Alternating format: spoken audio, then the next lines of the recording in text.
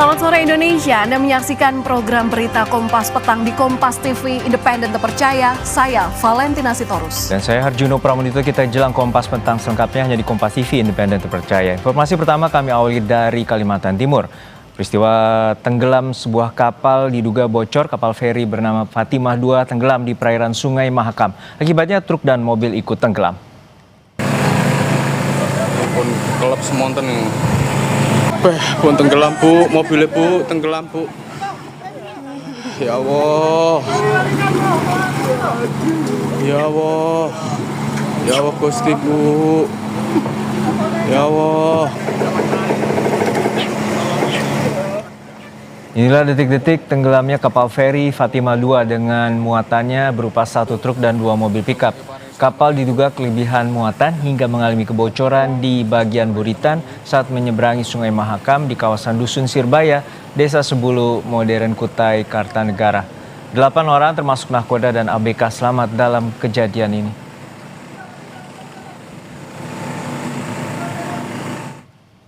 Kapal ini kapal jenis feri atau jenis LCT yang memuat muatan mobil. Kebetulan pada saat itu ada muatan 1 truk, 2 mobil pickup. Kemungkinan besar kelebihan muatan karena melihat dari situasi di sana, dan itu menyebabkan kebocoran di bagian belakang. Mobil mewah terguling di tengah Jalan Raya Darmo Surabaya usai terlibat kecelakaan beruntun dengan 6 mobil lainnya. Kecelakaan ini diduga berawal dari salah satu pengemudi yang hilang kendali saat akan pindah lajur.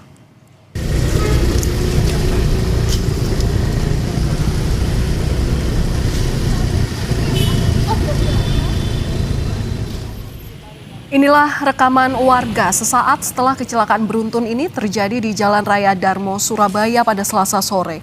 Sebuah mobil mewah terguling di tengah jalan raya arah ke dalam kota Surabaya. Sejumlah mobil lain juga rusak di bagian bodi. Beruntung, seluruh pengemudi dan penumpang ini selamat. Kecelakaan ini diduga berawal dari mobil mewah yang menghindari mobil lain saat akan berpindah lajur. Sang pengemudi diduga kaget dan hilang kendali, lalu menabrak mobil lain yang ada di depannya.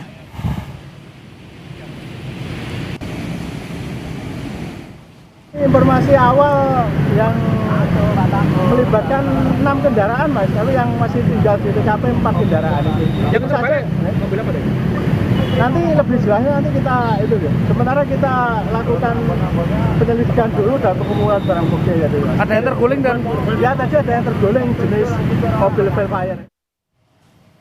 Seorang pria di Palembang, Sumatera Selatan tega menjual anak kandungnya yang baru lahir melalui media sosial. Dari hasil penyamaran polisi, pelaku berhasil ditangkap. Ini mobil ini, Pak. Mobil ini. Ini depan. Di tengah. Di belakang.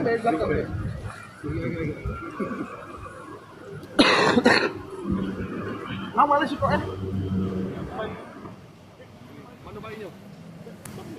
Pria berinisial HA ditangkap sesaat setelah menerima uang muka 1 juta rupiah dari polisi yang menyamar sebagai pembeli beserta barang bukti uang dan bayi yang akan dijual ke pelaku, dan pelaku dibawa Mapolda Sumatera Selatan.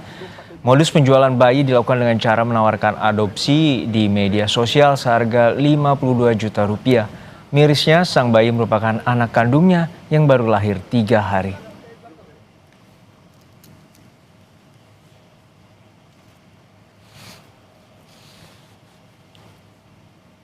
Tersangka AH mengaku nekat menjual anak kandungnya karena terhimpit ekonomi. Meski begitu, polisi masih menyelidiki dugaan keterlibatan pelaku dengan jaringan perdagangan orang.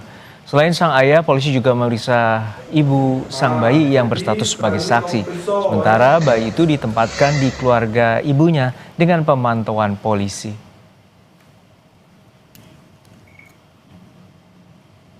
Tersangka sendiri ini sejak bulan Oktober 2025 itu awalnya memposting menawarkan Jadi modus mereka ini berpura-pura siapa yang mau mengadopsi. Jadi mereka memasang di Facebook itu sudah sejak 5 bulan yang lalu dan sudah kami ikuti sejak 5 bulan yang lalu. Untuk sementara hasil pendalaman kami baru pertama kali melakukan, tapi tentunya akan kami terus lakukan penyidikan lebih lanjut. Pada saat dilakukan jual beli itu bayi baru berumur 3 hari. Sementara yang sudah diperiksa ayah dari anak tersebut yang menjadi tersangka, kemudian istri dari pelaku, dan ada beberapa anggota keluarga juga yang kami periksa. Sementara itu, Direktorat Tindak Pidana Perlindungan Perempuan dan Anak serta Tindak Pidana Perdagangan Orang Barreskrim Polri menetapkan 12 orang sebagai tersangka kasus TPPO dengan modus memperjualkan bayi melalui media sosial. Ke-12 tersangka itu terdiri dari 8 kelompok perantara dan 4 orang tua kandung. Menurut polisi, penangkapan dari pengembangan kasus penculikan Bilkis di Makassar pada akhir tahun lalu. Polisi berhasil menyelamatkan 7 bayi yang menjadi korban. Modus operandinya yaitu dengan menggunakan medsos, dalam hal ini adalah TikTok, Facebook, dan semacamnya. Kemudian bayi yang berhasil diselamatkan, sebagaimana tadi disampaikan Bapak Wakabareskrim, ada 7 orang bayi dan saat ini masih dalam proses asesmen oleh Kementerian Sosial. Tentunya kami menghimbau kepada seluruh masyarakat agar meningkatkan kewaspadaan terhadap berbagai modus perdagangan bayi yang kerap disamarkan sebagai proses adopsi atau pengangkatan anak, agar masyarakat tidak mudah percaya pada tawaran pengangkatan anak tanpa prosedur yang resmi. Kasus penjualan bayi yang baru berumur 3 hari oleh ayah kandungnya sendiri di Palembang kini masih didalami polisi. Lalu seperti apa penyelidikan polisi dan untuk mengungkap kasus serupa yang biasanya terkait dengan jaringan perdagangan anak. Sudah ada mantan penyidik perempuan dan anak Brigjen Purnawirawan Yosefa Sri Suwari. Selamat petang Bu Yosefa. Selamat petang. Ya Bu Yosefa, kalau melihat kasus ini, penjelasan dari Polda Sumatera Selatan, pelaku ini sudah mengiklankan tawaran adopsi anaknya saat masih di dalam kandungan, bahkan sejak Oktober di tahun lalu. Apakah modus adopsi anak oleh orang tua kandung ini sudah sering terjadi? Baik Mbak, pertama-tama mari kita ucapkan memberi apresiasi khusus kepada teman-teman penyidik. Kasus ini terungkap karena penyidik proaktif, artinya mereka tidak saja datang menunggu laporan, tetapi melakukan cyber patrol ya. Itu yang pertama. Yang kedua, mengenai modus. Ini adalah modus yang paling tua, boleh dibilang paling tua, perdagangan anak melalui modus adopsi. Nah, modus adopsi ini sangat berbahaya karena apa? Mengapa pemerintah mengatur adopsi itu secara prosesnya panjang, ada proses pemantauan. Karena memang anak ini kan tidak dalam posisi yang bisa menginformasikan, artinya melaporkan atau dicurigai oleh tetangga atau semacam kok ada indikasi tidak baik ya. Jadi agak sulit untuk dikenali secara dini modus kejahatan ini. Maka modus adopsi ini sangat lazim dilakukan memang dengan sistem ijon. Ijon itu artinya bayi diambil atau bayi dilakukan kontrak secara kesepakatan pada saat bayi belum lahir. Nah, tidak banyak juga, tidak kalah banyaknya bahwa begitu lahir, ketika bayi tidak sesuai dengan harapan si penerima adopsi dalam tanda kutip, itu diabaikan. Nah, itu satu. Yang kedua, adopsi ilegal menjadi sangat berbahaya ketika hal-hal lain seperti kemungkinan terjadinya, transplantasi organ. Di budaya Indonesia, di budaya Indonesia anak itu acap kali sebagai pemancing. Biasanya punya anak dipancing. Nah, pada saat proses pancing terus punya sendiri, bisa saja anak itu ditelantarkan. Iya, Ibu Yosefa, ini kan juga sebuah hal yang miris begitu ya, karena ini pelakunya merupakan orang tua kandung. Nah, kalau melihat dari pengalaman Bu Yosefa sendiri saat itu, kasus seperti ini biasanya orang tua kandung ini bisa terlibat atau bekerja secara sendirian atau termasuk dalam sindikat penjualan orang. Ada sindikatnya dengan kasus yang serupa. Banyak kali ada yang bekerja sendiri, ada yang sindikasi. Kenapa sindikasi? Karena dia biasanya membuka jaringan yang dia akan minta tolong temannya yang udah memasarkan, yang sudah terbiasa. Itu yang pertama. Yang kedua, mungkin saya berpesan ke teman-teman penyidik, hati-hati mendalami, jangan sampai korban menjadi korban lagi. Biasanya ibu itu bisa menjadi pelaku juga ketika dia secara sadar, tetapi harus benar-benar didalami hal ini, bagaimana si ayah dalam konteks ini ya, bagaimana si ayah meyakinkan si ibu sampai ibu mau menjual, sehingga nanti penerapan pasalnya tidak salah, jadi perlindungan itu benar-benar diberikan secara optimal. Iya. Sindikat tergantung konteks, dua-duanya dimungkinkan. Baik, Bu Yusefa, ini kan kejahatan penjualan bayi dilakukan lewat media sosial. Nah, apakah dengan medsos ini pengungkapan kasus bisa lebih mudah atau justru ada tantangan tersendiri? Hemat saya lebih mudah. Hemat saya lebih mudah karena informasi itu kita bisa searching dibanding sebelum-sebelumnya. Sebelumnya itu biasanya kita bisa mendapatkan proses begini, begitu setelah terjadi penelantaran terhadap anak adopsi. Baru kita runut ke belakang. Tapi kalau melalui media sosial kita rajin melakukan operasi atau cyber patrol, maka ini jauh lebih mudah. Baik, terima kasih sudah berbagi pandangan Anda kepada kami di Kompas Petang, Ibu Brigjen Purnawirawan Yusefa Sriswari selaku mantan penyidik perempuan dan anak. Terima kasih atas informasinya. Terima kasih. Ya. Usai jeda saudara, polisi telah menetapkan Ibu Tiri, seorang anak yang tewas di Sukabumi sebagai tersangka kasus penganiayaan. Polisi menyebut tersangka melakukan penganiayaan berat kepada anak tirinya sejak tahun 2023.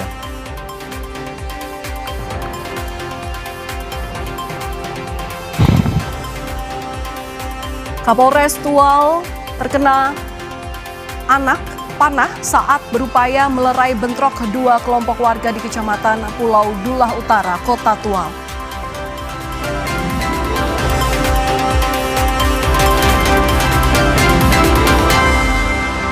Saudara, polisi menetapkan Ibu Tiri di Sukabumi sebagai tersangka penganiayaan anak. Polisi menyebut Ibu Tiri diduga melakukan penganiayaan fisik dan psikis kepada korban. Dalam pemeriksaan, menurut polisi, Ibu Tiri mengaku melakukan kekerasan kepada korban dengan dalih mendidik anak. Namun penyidik masih mendalami motif penganiayaan yang dilakukan oleh korban. Polisi menyebut penganiayaan yang dilakukan oleh tersangka kepada korban ini sudah kerap kali terjadi dari tahun 2023 hingga korban tewas. Dan saat ini penyidik masih menunggu hasil otopsi korban untuk menguatkan bukti dugaan penganiayaan yang dilakukan oleh sang Ibu Tiri.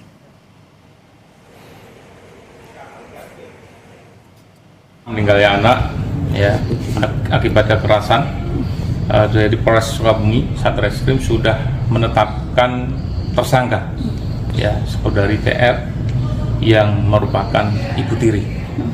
Terhadap saudari TR sudah kita tetapkan jadi tersangka atas dugaan kekerasan baik fisik ataupun psikis. Hasil uji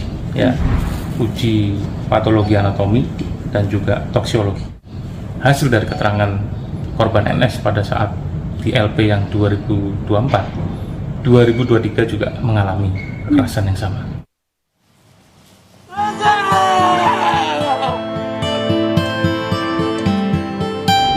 Itu ditanya, ya aku dikasih minum air panas.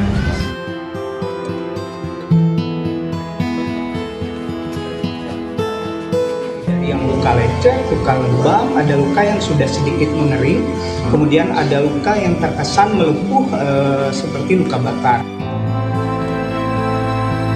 NS, bocah yang diduga menjadi korban penganiayaan di Sukabumi, meninggal dunia setelah sempat mendapat perawatan di rumah sakit. Sebelum meninggal dunia, bocah Malang ini sempat membuat pengakuan kepada kerabat yang menemaninya kalau ia dipaksa minum air panas oleh ibu tirinya. Usai kejadian, ibu kandung korban Lisnawati melaporkan ayah kandung korban dan ibu tiri ke polisi. Lisnawati melaporkan ayah korban atas dugaan pembiaran anak. Lisna meminta keadilan untuk sang anak karena melihat banyak kejanggalan atas kematian korban. Terakhir komunikasi 4 tahun yang lalu nggak ada komunikasi sama sekali. Nggak sama komunikasi sekali. Alasannya apa katanya, Bu? Alasannya emang dibatas-batasi sama ayah. Dirinya kan sakit ya, benar nggak Bu? Sakit apa? Darah atau apa gitu? Leukemia? Leukemia ya Bu. Kata ibu tirinya mah. Kalau menurut Ibu? Menurut saya ada kejanggalan gitu. Melapor sebagai korban yang telah kehilangan anaknya. Jadi patut diduga akan adanya kelalaian dan pembiaran di sini. Maka klien kami menguasakan kepada kami untuk melapor saudara AS. Kan saudara AS.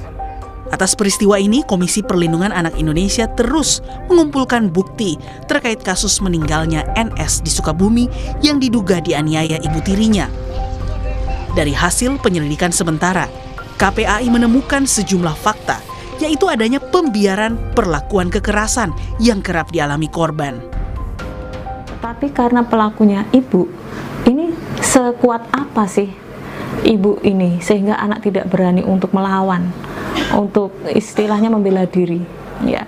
Nah, itulah yang menjadi kejanggalan di dalam kasus ini. Nah, yang kedua, di dalam keluarga itu kan ada ayah, kemudian ada anak, ada kakak sambung ya. Ini kan seharusnya bisa bisa melindungi anak ini, atau kalaupun tidak bisa mencegah lah. Tapi ternyata kejadian berulang. Saat ini polisi sudah menetapkan ibu tiri korban sebagai tersangka. Namun polisi masih terus menyelidiki motif penganiayaan yang dilakukan ibu tiri kepada korban. Tim Liputan Kompas TV. Beralih ke informasi lain, Saudara. Kapolres Tual AKBP Wansi Des Asmoro terkena anak panah saat berupaya melerai bentrok dua kelompok warga di Desa Fiditan, Kecamatan Pulau Dula Utara, Kota Tual. Izin senior Kapolres ke depan.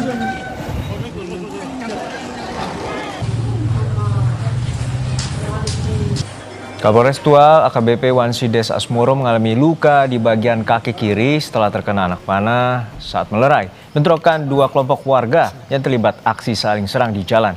Akibatnya Kapolres harus menjalani operasi. Selain Kapolres, sejumlah warga juga mengalami luka akibat terkena busur panah dan lempar batu. Pasca bentrok, Polda Maluku mengerahkan 100 personel aparat gabungan untuk mengamankan lokasi kejadian. Perbatasan antara kedua desa sudah dilakukan pos pengamanan gabungan yang terdiri dari gabungan TNI dan Polri dengan total jumlah personil yang melakukan pengamanan gabungan ini sebanyak kurang lebih 100 orang. Dan situasi sampai saat ini sudah kondusif. Usai dipecat tidak dengan hormat, penyidik Polri telah menyerahkan berkas perkara pidana dari anggota Brimob Polda Maluku Bribda MS ke Kejaksaan Negeri Tual. Kadif Humas Polri, Irjen Joni Edison Isir bilang Bribda MS dijerat pasal berlapis Undang-Undang Perlindungan Anak dan KUHP tentang penganiayaan yang menyebabkan kematian dengan ancaman pidana maksimal 15 tahun dan denda maksimal 3 miliar rupiah. Saat ini berkas perkara tengah dikaji di Kejaksaan. Jika sudah dinyatakan lengkap secara formil dan material, maka akan dilanjutkan dengan penyerahan tersangka untuk disidangkan. Untuk berkas perkara telah selesai dan diserahkan tahap pertama kepada pihak Kejaksaan Negeri Tual tertanggal 24 Februari 2026 dengan ancaman sanksi pidana maksimal 15 tahun dan denda paling banyak 3 miliar. Jadi sekali lagi saat ini berkas perkara sudah diserahkan dalam tahap penelitian oleh kawan-kawan jaksa penuntut umum. Sementara itu, ratusan mahasiswa yang mengecam kekerasan polisi di sejumlah daerah menggelar unjuk rasa di depan Mapolda DIY pada Selasa malam. Aksi berlangsung ricuh setelah mahasiswa mendobrak pintu pagar Mapolda DIY. Dalam aksinya, mahasiswa mengecam sejumlah aksi kekerasan yang dilakukan oleh polisi di beberapa daerah, salah satunya di Tual, Maluku. Pasca unjuk rasa yang diwarnai kericuhan, polisi sempat menangkap 3 mahasiswa sebelum akhirnya dibebaskan jelang tengah malam setelah dijemput oleh pihak rektorat tempat mereka kuliah.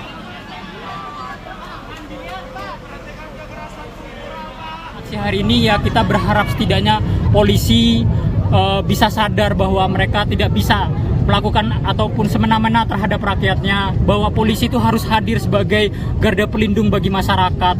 Tidak boleh ada lagi korban yang timbul dari rakyat. Petugas sempat mengamankan 3 mahasiswa, namun ketiganya telah diserahkan langsung malam ini, tadi sekitar jam 22.30 WIB. Kami telah menyerahkan kepada pihak rektorat yang sebelumnya kami hubungi, kami koordinasikan untuk menjemput mahasiswanya. Kemudian saat ini sudah pulang ataupun meninggalkan Mapolda. Usai jeda saudara, di tengah usulan penundaan dan pembatalan impor, ternyata 1.200 mobil impor asal India telah tiba di Indonesia.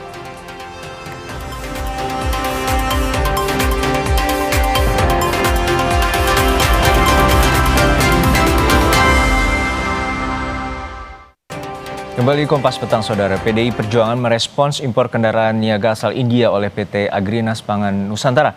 Menurut PDIP, ada banyak perusahaan yang sudah memenuhi syarat tingkat komponen dalam negeri atau TKDN, sehingga perusahaan itu seharusnya yang didahulukan.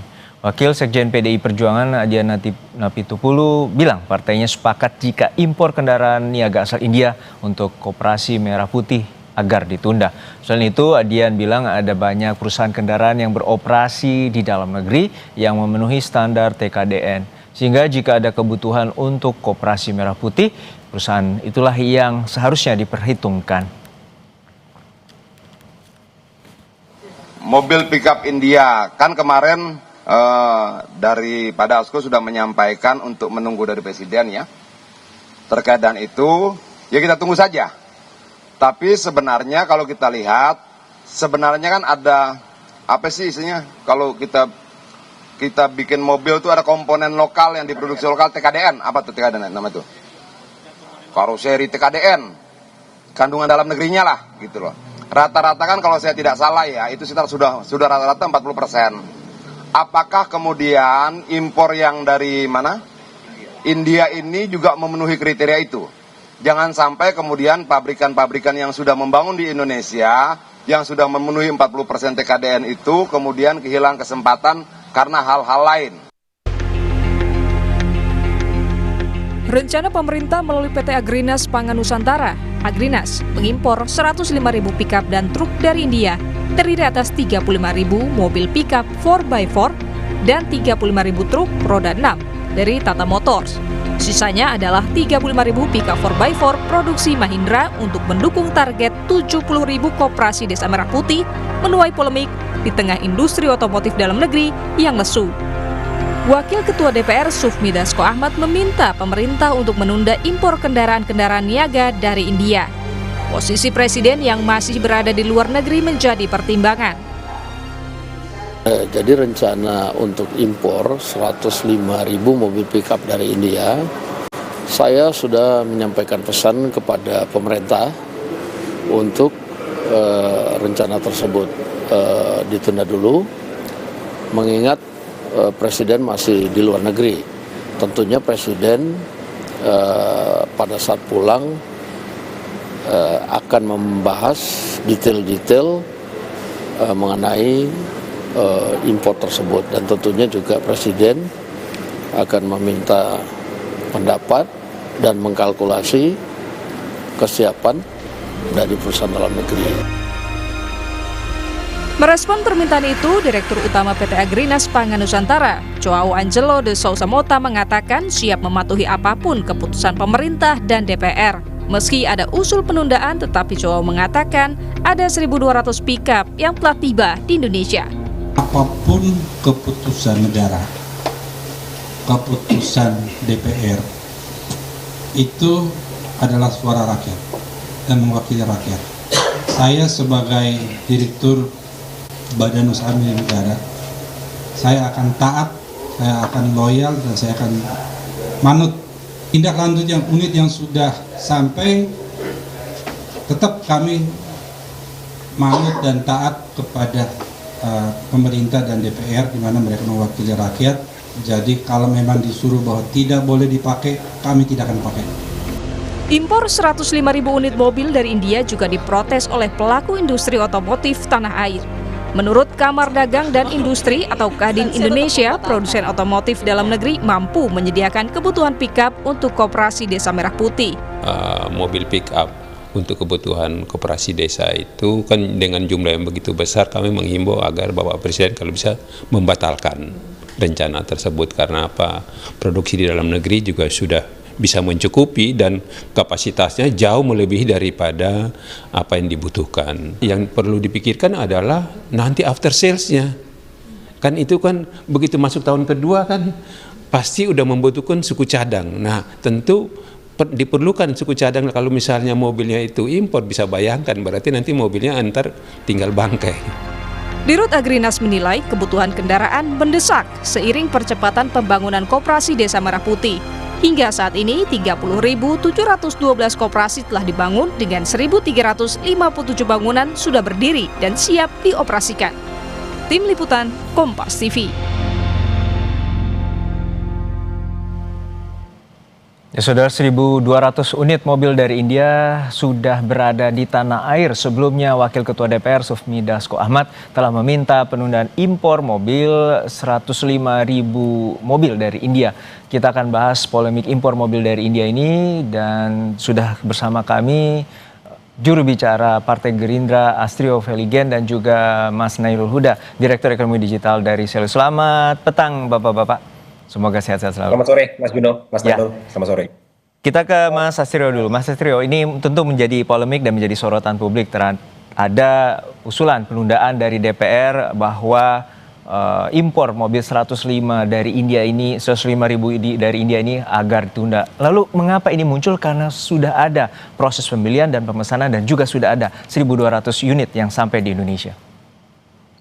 Ya, Mas Juno, terima kasih. Memang seperti yang sudah disampaikan oleh Pak Sufmi Dasko selaku Wakil Ketua DPR RI, bahwa keputusan untuk mengimpor ini nanti akan ditunda terlebih dahulu sampai menunggu ketibaan daripada Bapak Presiden. Kalau memang sudah ada unit yang tiba di Tanjung Priok, itu memang karena kontrak pembelian itu sudah disepakati dari jauh-jauh hari, dan ini memang bagian daripada batch, daripada delivery itu. Tapi keputusan finalnya tetap nanti akan menunggu keputusan dari Bapak Presiden. Tapi yang disampaikan di sini Mas Juno adalah kita harus mengerti dulu filosofi daripada impor itu sendiri. Bahwa memang semata-mata impor itu dilakukan, di-treat hanya sebagai last resort apabila baik itu dari segi harga maupun dari spek tidak terdapat atau tidak dapat dipenuhi di dalam negeri. Maupun kalau kita berbicara dari segi kapasitas produksi, bagaimana kesanggupan industri di dalam negeri kita. Dan ini tidak terjadi hanya untuk produk-produk otomotif. Kita kalau berbicara berbagai produk pertanian kita seperti kedelai, seperti gandum, itu adalah komoditas yang tidak dapat diproduksi di Indonesia atau tidak cukup diproduksi di Indonesia, sehingga sebagai last resortnya kita harus melakukan impor. Tapi yang terakhir adalah Mas Juno, perlu disadari juga bahwa memang ini adalah sebuah posisi yang dilematis, di mana pemerintah dalam hal ini eksekutif, BUMN, Agrinas Pangan juga harus mengambil keputusan strategis, di mana keputusan itu harus tetap mengakomodasi apa yang kita sebut sebagai striking the balance. Striking the balance between, salah satunya adalah efektivitas daripada penggunaan anggaran, karena kita tahu harga yang ditawarkan oleh produsen dari India itu kurang lebih sekitar 50% lebih murah daripada yang bisa ditawarkan di dalam negeri. Tapi yang kedua, di sisi lain juga kami juga sepakat dan kami berterima kasih kepada seluruh stakeholders yang telah menyampaikan keberatan, bahwa juga tidak kalah pentingnya untuk tetap menjaga ketahanan industri otomotif di dalam negeri. Nah, artinya di sini apakah ada mekanisme yang terlampaui, karena pada intinya industri ekonomi nasional menjadi prioritas, dan ini yang selalu diinginkan oleh Pak Presiden Prabowo bahwa industri nasional harus berkembang dan tumbuh. Nah, untuk saat ini mengapa akhirnya impor ini dilakukan?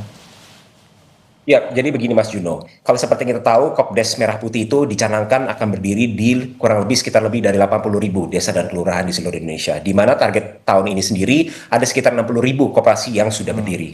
Maka daripada itu sebagai bagian daripada equipment atau aset-aset yang akan diikutsertakan dari pendirian koperasi ini merupakan salah satunya adalah pickup, merupakan salah satunya adalah truk beroda 6 yang memang digunakan untuk menunjang mobilitas maupun keperluan logistik daripada koperasi-koperasi desa Merah Putih yang ada di Indonesia. Sehingga mengconsider bahwa ada kebutuhan untuk pengadaan dalam jumlah yang besar karena memang koperasi desa Merah Putih tahun ini ditargetkan 60.000, maka dibutuhkan juga pengadaan truk, aset-aset yang sesuai dengan jumlah yang sesuai juga. Dalam hal ini kalau kita berbicara mayoritas daripada pickup truck di Indonesia masih 4x2, ada beberapa yang 4x4, tapi memang secara harga kemarin konsiderasinya adalah lebih tinggi dan juga secara kapasitas produksi tidak dapat memenuhi target 60.000 koperasi desa untuk mensupport 60.000 koperasi desa Merah Putih yang akan berdiri. Sehingga kembali lagi Mas Juno, ini merupakan sebuah last resort. Tentu saja yang diberikan prioritas itu adalah perusahaan dalam negeri terlebih dahulu. Tapi satu hal yang perlu kita catat Mas Juno, bahwa Tata Motor sendiri itu juga memang sudah berkomitmen untuk membuka pabrik manufacturing yang berada di Indonesia. Sehingga ini bukan hanya pure import, tapi bagaimana caranya kita ke depannya juga membentuk ekosistem otomotif di mana basis manufacturing dan juga pembentukan dan suku cadangnya juga berada di Indonesia. Oke, saya ke Mas Nailul. Mas Nailul, ini apakah Anda juga melihat untuk saat ini pembelian dan pengadaan impor dari mobil India yang CBO atau completely build up ini tentu akan merusak industri nasional, dan seperti apa sebenarnya pengamatan Anda terutama terkait dengan potensi kerugian industri nasional? Ya, yang pertama seperti ini Mas Juno, bahwa kalau kita lihat kan di sini ada pernyataan dari Kadin maupun dari Pak Agus Gumiwang ya, pada pemerintah itu juga menyatakan bahwa industri dalam negeri itu siap. Nah, itu yang pertama. Nah, yang kedua adalah ini juga terkait dengan masalah TKDN. Dan kalau kita lihat apa yang diimpor dari India ini, dia fully CBU, artinya memang di situ sudah impor dalam bentuk jadi gitu. Nah, disinilah tidak ada unsur TKDN. Nah, kenapa kita kemarin menghitung terkait apabila ini diproduksi di dalam negeri, itu keuntungannya cukup besar. Karena apa? Karena di situ muncul multiplier effect-nya, Mas Juno. Multiplier effect-nya ini kan bukan hanya dari sisi perdagangannya saja, tapi industri otomotif kita mampu berkembang, dan di situ ada industri ban, ada industri kaca dan sebagainya, yang saya rasa itu ditopang dengan permintaan yang seharusnya ditopang dengan permintaan dari program KDMP ini. Makanya kita salah satu yang memang menolak adanya impor mobil dari India ini. Nah, yang terkait juga dengan apakah spesifikasinya dia sudah 4x4 ya. Nah, ini yang kalau kita lihat seharusnya juga disesuaikan mengapa butuh dengan spesifikasi tersebut dan sebagainya. Makanya inilah yang jadi perhatian publik, bahwa apakah memang dibutuhkan impor mobil yang cukup besar gitu kan. Sedangkan di dalam negeri itu diklaim oleh pemerintah dan juga Kadin itu produksinya mencukupi. Ya, tapi tadi sebelumnya juga PT Agrinas menyampaikan bahwa secara harga dan kemudian komparasi dari harga ini juga mobil dari India ini untuk diimpor ini tentu lebih murah. Dan seperti apa sebenarnya pandangan Anda bahwa bila industri nasional ini kemudian juga dimanfaatkan untuk membangun mobil niaga ini untuk Indonesia seperti apa? Terutama tadi Koperasi Merah Putih. Ya, makanya tadi sampaikan tuh Agrinas sampaikan untuk mobil dengan spesifikasi yang diimpor sama Agrinas itu lebih mahal. Nah, yang kita pertanyakan adalah mengapa kita butuh dengan spesifikasi tersebut, ya kan? Apakah memang kita cukup butuh untuk 4x2, 4x2 dan tidak 4x4 gitu kan? Ini yang kita pertanyakan gitu kan. Maka memang butuh dengan spesifikasi tersebut sehingga kita harus impor. Sedangkan kalau kita lihat ya, kita kan yang disampaikan oleh pemerintah ya, bahwa di sini angkutannya angkutan untuk yang bukan angkutan tambang kan, tapi angkutan yang dia sifatnya kebutuhan petani, terus kebutuhan masyarakat, gas dan sebagainya. Itu seperti itu, tidak kita mengangkut tambang dan sebagainya. Ya, tapi Mas Nailul, dari klaimnya PT Agrinas dapat menghemat sekitar 5 hingga 10 triliun atau 50 juta rupiah per mobil bila dibandingkan dengan industri otomotif nasional. Iya, nah makanya kan ketika beda spesifikasinya itu lebih mahal, Mas. Nah, ini kan yang kita pertanyakan kan, mengapa butuh spesifikasi tersebut gitu. Nah, kalau dia 4x4 sih lebih mahal gitu kan, dibandingkan dengan 4x2 gitu kan. Nah, apakah ini yang memang dibutuhkan gitu kan? Apakah kita cukup butuh yang dia 4x2 dan sebagainya? Itu kan yang sebenarnya kita butuh yang seperti apa gitu. Jangan kita cuma butuh yang spesifikasi di bawah itu, tapi pemerintah memaksakan itu untuk spesifikasi di atas itu, sehingga ya dia impor aja gitu. Karena kan ini kan rente kan termasuknya. Ya, kita ke Mas Astrio. Mas Astrio, sebenarnya seperti apa kebutuhan dari Koperasi Merah Putih ini, terutama kebutuhan mobil niaga, mobil pickup ataupun truk yang tadi spesifikasinya 4x4 dan juga ada 4x6. Dan untuk industri otomotif nasional sendiri baru memenuhi 4x2. Ya, Mas Juno, sebenarnya saya juga sepakat dengan apa yang disampaikan oleh Mas Nailul, bahwa memang Partai Gerindra juga mendorong adanya asesmen lebih lanjut. Apakah memang dari keseluruhan KDMP ini semuanya memerlukan kendaraan dengan spesifikasi katakanlah 4x4? Kami yakin pasti ada area-area, daerah-daerah yang memang mutlak membutuhkan 4x4, karena kita tahu sendiri berbagai kontur daerah itu memiliki medan yang sangat menantang, yang tidak mungkin, bahkan untuk angkutan yang mungkin cukup lightweight sekalipun tidak bisa dilakukan dengan 4x2. Beberapa daerah di Kalimantan kita tahu sendiri, kalau tidak pakai mobil 4x4, jalan pun tidak bisa. Jadi memang pasti ada daerah butuh 4x4, tapi kami juga yakin tidak mungkin semua daerah itu membutuhkan 4x4. Itu yang pertama. Tapi di sisi lain, kembali menyambung ke argumen daripada last resort, Mas Juno, perlu kita pahami bahwa Koperasi Desa Merah Putih ini merupakan instrumen program untuk menggencarkan pemerataan ekonomi. Makanya program ini ditargetkan rampung 60.000 Koperasi Desa Merah Putih harus beroperasi pada tahun ini. Sehingga salah satu aspek kuncinya adalah kecepatan daripada delivery unit itu tersebut. Sehingga walaupun unit tersedia di dalam negeri, kemarin salah satu yang tantangan yang ada itu adalah kemampuan produksi dalam negeri itu belum cukup untuk mendeliver 100.000 unit dalam 1 tahun ini. Sehingga konsiderasinya adalah banyak, tapi kami sepakat bahwa ujung-ujungnya ini harus merupakan sebuah striking the balance, kembali lagi dalam satu efektivitas dan efisiensi daripada penggunaan anggaran agar dapat semaksimal mungkin dan dapat seefisien mungkin. Tapi di sisi lain kita juga harus mempertimbangkan kelangsungan daripada industri otomotif dalam negeri kita, Mas. Oke, terakhir ke Mas Nailul. Untuk saat ini seperti apa sebenarnya terkait dengan terjadinya ketidaksinkronan antara kementerian dan lembaga, dan kemudian untuk pengadaan mobil impor ini, dan juga terkait dengan investasi atau kepercayaan investasi dari pihak luar terhadap Indonesia dan juga menumbuhkan industri nasional?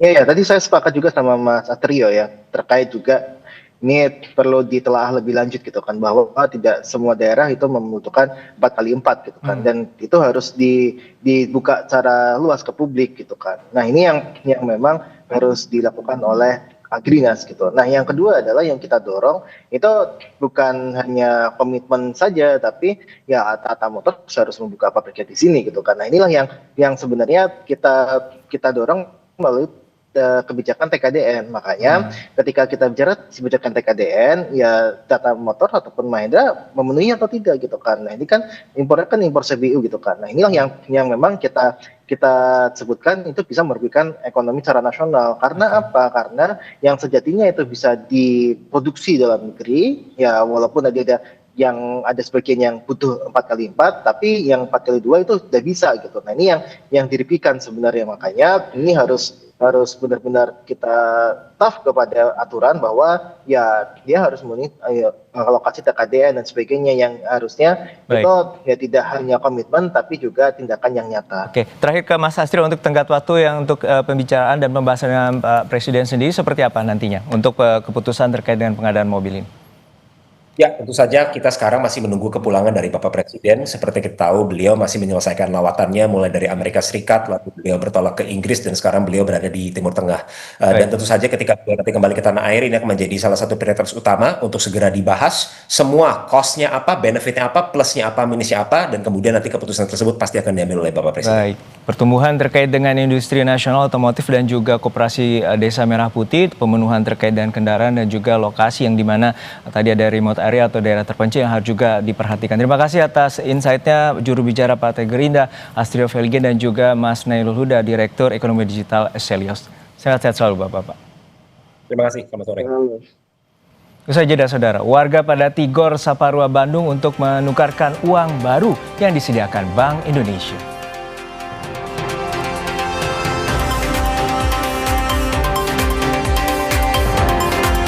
12 jet tempur Amerika Serikat telah mendarat di pangkalan udara Israel Selasa waktu setempat. Hadiran jet-jet tempur itu sebagai bagian dari peningkatan kekuatan militer Amerika di Timur Tengah untuk melawan Iran.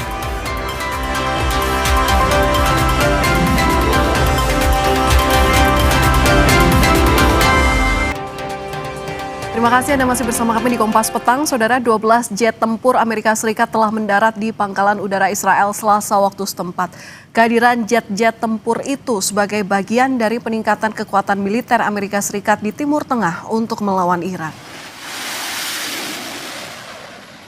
Presiden Amerika Serikat Donald Trump mengancam akan melakukan tindakan militer terhadap Iran jika perundingan nuklir yang saat ini kembali berlanjut gagal mencapai kesepakatan. Pekan lalu, Trump mengatakan dirinya sedang mempertimbangkan serangan terbatas jika Iran tidak mencapai kesepakatan dalam perundingan dengan Amerika Serikat.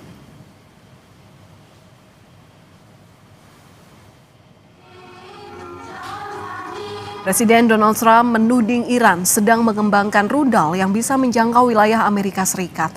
Hal ini disampaikan Trump dalam pidato kenegaraan di hadapan parlemen di Gedung Capitol. Menurut Trump, Iran sedang berupaya membangun lagi program nuklir mereka pasca situs-situs pengayaan uranium dihancurkan pada tahun lalu.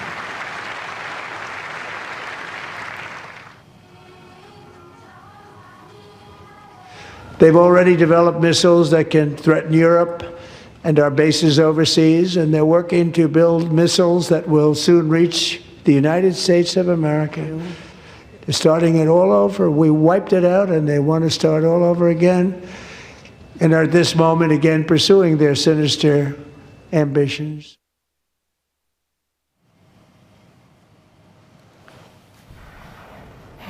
Sementara itu, Korps Garda Revolusi Iran kembali menggelar latihan perang di Teluk Persia. Latihan tersebut melibatkan drone, kapal, kendaraan amfibi, rudal darat ke laut, roket, serta artileri. Komandan Pasukan Darat Garda Revolusi Iran menyebut latihan ini digelar untuk menanggapi ancaman yang ada saat ini, termasuk kehadiran Angkatan Laut Amerika Serikat di Timur Tengah.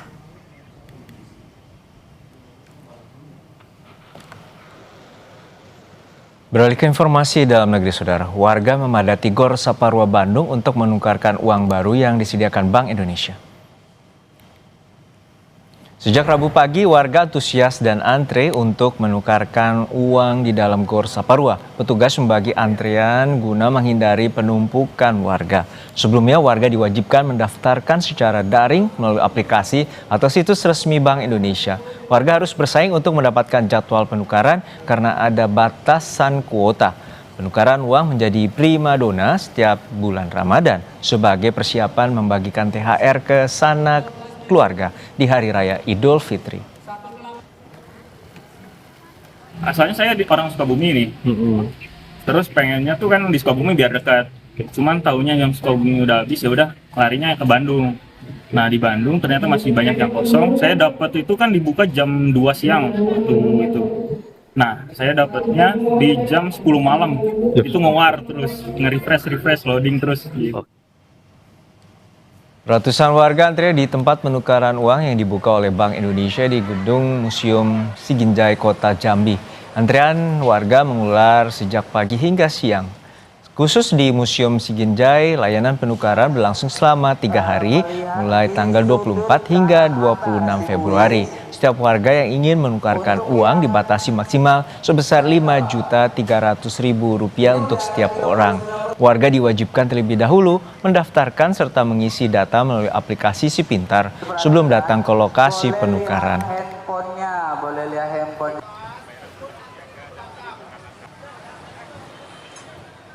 Usai jeda, kami akan hadirkan pilihan menu berbuka, di antaranya aneka macam lauk dengan menu masakan Sunda.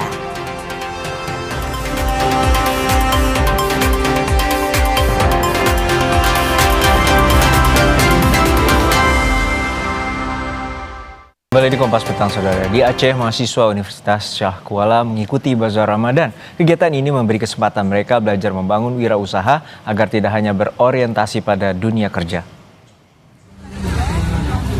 Ada banyak makanan yang ditawarkan dalam bazar Ramadan yang diselenggarakan Universitas Syah Kuala Aceh ini. Mulai dari aneka takjil hingga makanan kekinian seperti makanan Jepang dan Korea. Ada juga nasi bakar, gorengan, hingga aneka kue mochi.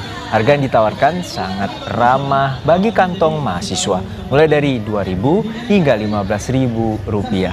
Selain menyambut Ramadan, acara ini juga sekaligus membangun ekosistem kewirausahaan agar mahasiswa tidak hanya berorientasi pada dunia kerja, melainkan juga membangun wirausaha.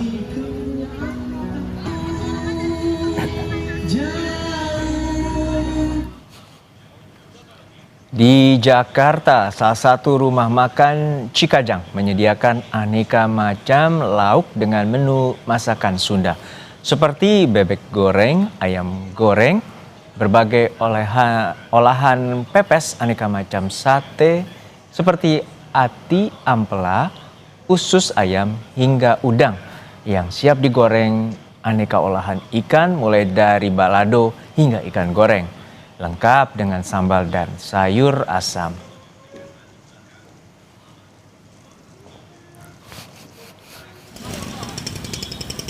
Di Malang, Jawa Timur ada pasar Klojen yang dijadikan tempat berburu aneka takjil, mulai dari makanan ringan seperti bakso goreng, kue lumpur kentang, es kelapa muda, hingga aneka jajanan pasar yang menggugah selera.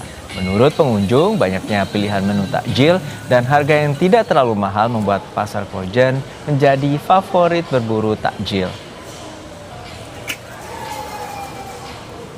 Bakso goreng, biasanya bakso goreng itu enak banget. Terus biasanya dimsum itu enak. Terus karena sekarang kan banyak yang baru, biasanya mie cendana tapi kan sekarang tutup gitu.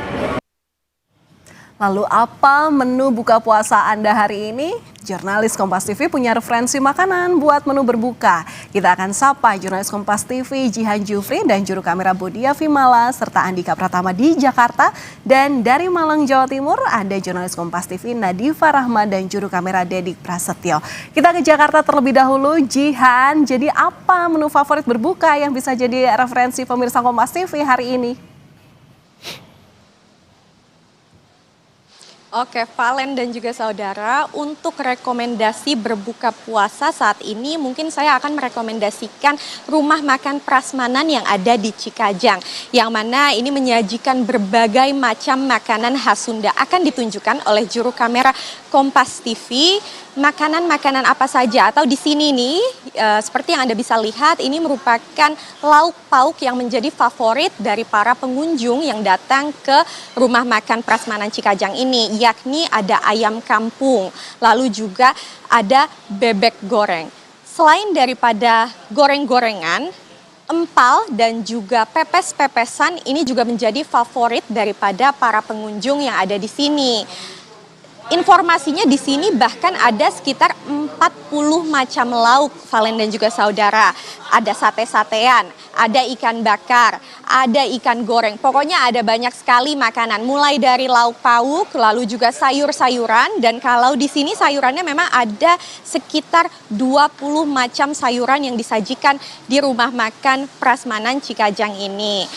Nah, seperti yang Anda bisa lihat ini Valen dan juga saudara, cukup menggugah selera bukan? Karena di sini ada tumis telur ceplok, ada juga tumis kacang tempe, ada tumis pare, dan berbagai macam makanan lainnya, mulai dari terong balado, ada juga udang balado, bahkan hingga pesmol.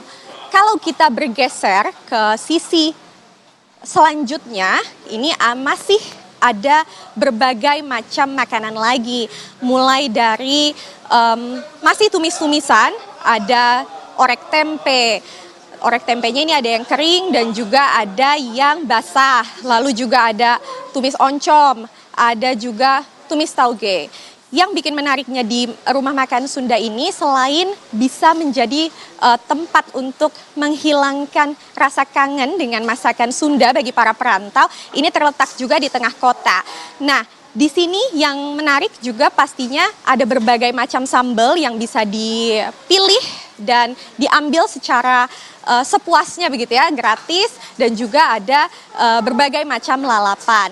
Selain daripada lauk pauk yang ada di sini, pastinya para pengunjung ini juga bisa memilih berbagai macam menu es-esan. Di sini juga ada seperti es selendang mayang, lalu juga ada es cendol, pokoknya yang lekat dengan makanan ataupun minuman sajian khas Sunda. Saya udah nggak sabar, tadi saya udah lihat-lihat berbagai macam makanan yang ada di sini.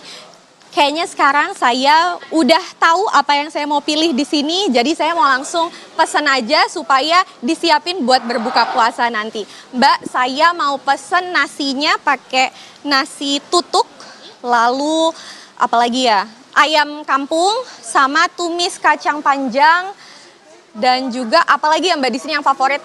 Mau sate-satean nggak? Sate-satean boleh, dipilihin aja satu-satu ya Mbak, dipisahin dulu. Terima kasih. Kembali ke studio Valen. Sudah membuat kami yang di studio bingung mau memilih lauk yang mana. Oke deh, nanti nggak apa-apa aku dibungkusin satu sama kayak yang kamu pesenin ya Jihan. Oke, dari Jakarta kita langsung ke Klojen Malang yang katanya banyak takjil yang menggugah selera. Sudah ada jurnalis Kompas TV Nadifa Rahma dan juru kamera Dedi Prasetyo. Nadifa, dari sekian banyak jajanan di sana, apa yang paling menarik hati Anda sejauh ini di sana? Selamat sore, Valen dan saudara. Saat ini saya sedang berada di Pasar Klojen Kota Malang, dan Pasar Klojen ini bukan pasar yang menjual bahan pokok seperti biasa, karena di sini banyak. Biasanya ini bukanya kulinernya pada pagi hari, tapi karena bulan Ramadan biasanya di sini pedagang mulai berjualan pada sore hari. Jadi masyarakat wisatawan yang datang ke Malang ini biasanya datang pagi, ini bisa datang sore-sore untuk berburu takjil di jam 3 sore sampai sekarang ini. Nah, kita coba lihat-lihat ya di sini apa saja sih kuliner yang ada di Pasar Klojen. Nah, kalau di sini kita lihat ada wheel cake ya saudara. Ini kalau dilihat ada cake dengan beragam macam isi, ada coklat, matcha, vanila, dan juga kalau dilihat ini proses pembuatannya masih hangat ya, jadi berburu takjil dengan kue-kue yang hangat seperti ini. Dan juga di sini ada kue getas, di sini saudara ada kue tradisional tentunya. Dan kita coba bergeser sebelah wheel cake ini, ternyata tidak hanya makanan manis-manis saja saudara, ternyata ada juga makanan-makanan yang asin. Ini contohnya ada cimol. Nah, di sini cimol juga beragam rasa, mulai dari keju, original, banyak sekali, dan ternyata disajikan dengan hangat juga. Banyak sekali yang udah antri ya di sini di cimolnya. Nah, kita geser lagi saudara, dan ini yang membuat saya menarik di sini ada bakso goreng. Nah, kalau dilihat memang Malang ini kan terkenal dengan baksonya seperti itu ya. Dan kalau misalnya tidak mau makan makanan yang berat begitu ya, bakso dengan kuah, nah ini bisa menjadi alternatif Anda kalau ingin berburu takjil, yaitu dengan bakso goreng. Nah, kalau dilihat ini juga sudah siap ya bakso gorengnya. Nah, ini rencananya saya mau beli ini nih, bakso goreng, karena memang di Kota Malang ini terkenal dengan baksonya. Jadi agar ke Malang ini kan nggak afdol gitu ya kalau nggak makan bakso. Nah, daripada terlalu berat makannya, nah berburu takjil untuk Ramadan ini bisa diganti dengan bakso goreng seperti ini. Nah, kalau dilihat banyak sekali ya di sini, mulai dari makanan yang manis, asin, ataupun di sini juga ada makanan seperti kebab. Nah, banyak sekali ya pilihannya saudara. Kalau dilihat saya jadi bingung milih yang mana, tapi rencananya sih saya mau cobain satu-satu nih. Apalagi tadi ya bakso goreng, dan juga di sini ada kebab. Dan tentunya tidak hanya makanan-makanan saja, ternyata banyak sekali minuman-minuman di sini, mulai dari minuman es kelapa, lalu juga makanan modern dan makanan tradisional. Tadi ada getas, lalu juga seperti kebab. Tidak hanya makanan khas Malang saja ya, ternyata banyak sekali makanan-makanan dengan jenis lainnya. Nah, itu saudara, jika Anda di Kota Malang dan bingung berburu takjil kemana, nah bisa ke Pasar Klojen, karena bukanya sekarang sudah dari sore seperti itu. Dan karena tadi Pasar Klojen ini kan juga indoor, karena sekarang ini musim hujan, jadi Anda tidak perlu takut hujan karena di sini indoor, jadi Anda tetap bisa berburu takjil di Pasar Klojen Kota Malang. Dari Kota Malang kembali ke studio. Banyak makanan gurih dan manis yang bisa jadi pilihan warga, terutama warga Kota Malang untuk berburu takjil dalam mengembalikan energi mereka yang sudah habis digunakan saat berpuasa ini. Terima kasih atas laporan Anda, jurnalis Kompas TV, Nadifa, dan juru kamera Dedik Prasetyo, dan juga tadi dari Jakarta, Jihan Jufri, bersama juga dengan juru kamera Bodia Vimala dan juga Andika Pratama. Terima kasih kawan-kawan, salam sehat selalu. Masih juga soal kuliner, saudara. Bulan Ramadan, penjual takjil khas Timur Tengah di kawasan wisata Ampel, Surabaya, Jawa Timur ramai diserbu warga. Beragam jajanan khas Arab menjadi buruan warga untuk menu berbuka puasa.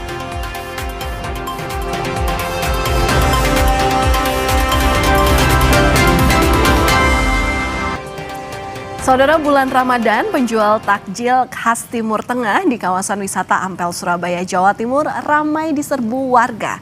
Beragam jajanan khas Arab menjadi buruan warga untuk menu berbuka puasa. Lapak ini menyediakan jajanan khas Timur Tengah seperti roti Maryam, kue hamer, kukis Arab, dan martabak sambosa. Menjelang berbuka puasa, lapak yang sudah puluhan tahun berdiri ini selalu ramai oleh pembeli. Selama Ramadan, omset lapak jajanan khas Timur Tengah ini meningkat hampir 2 kali lipat dari hari biasa. Harga jual jajanan khas Timur Tengah ini terbilang terjangkau, mulai dari Rp3.500 hingga Rp12.000.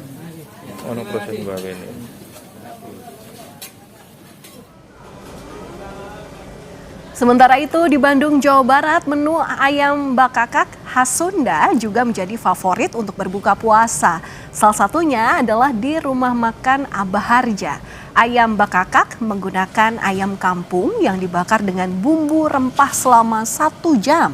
Disajikan hangat dengan nasi putih, sambal, dan sayur asam.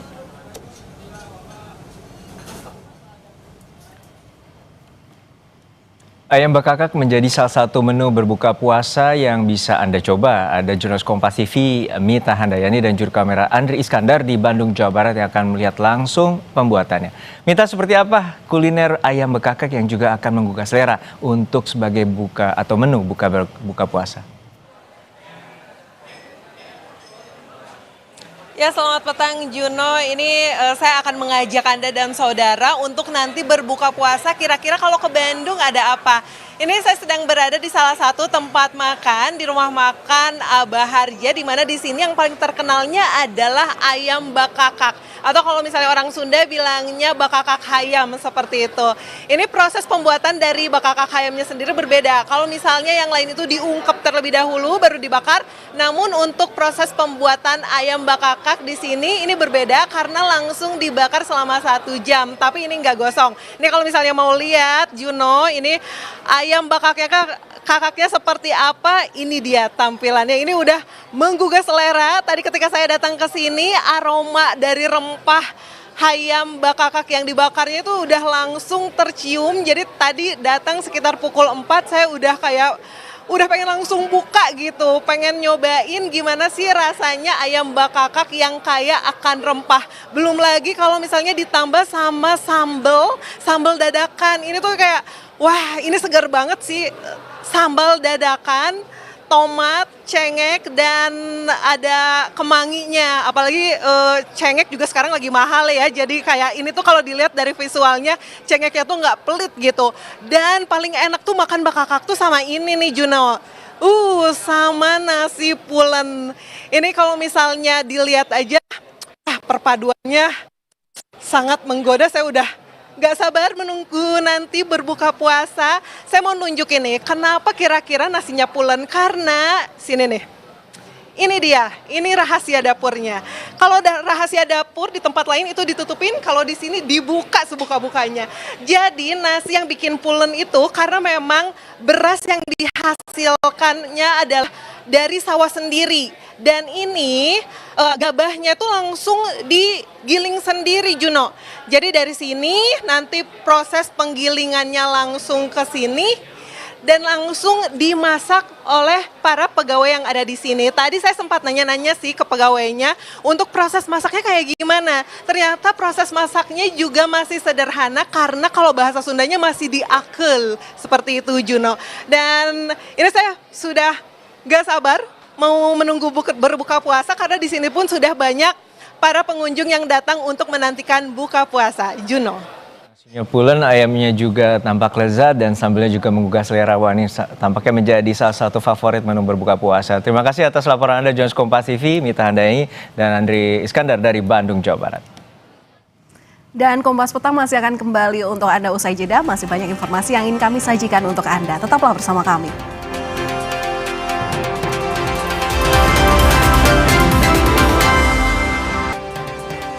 Jemaah memadati Masjid Nasional Baitul Mukarram untuk berbuka puasa bersama, melanjutkan tradisi puluhan tahun di masjid terbesar di Bangladesh selama bulan suci Ramadan.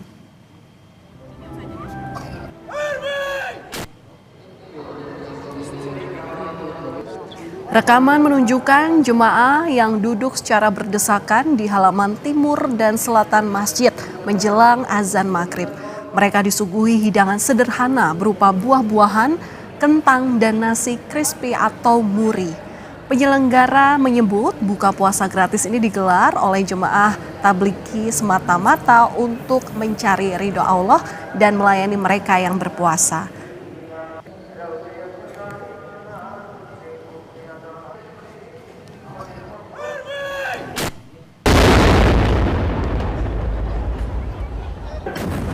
Sementara itu ada tradisi unik menjelang berbuka puasa di Uni Emirat Arab. Bukan suara beduk yang menandakan buka puasa, namun dentuman meriam yang dinanti-nanti warga. Dentuman itu bukan sekedar penanda waktu, namun tradisi yang telah hidup selama puluhan tahun menghubungkan generasi lama dan baru dalam satu momen yang sama melepas lapar dan dahaga setelah seharian berpuasa.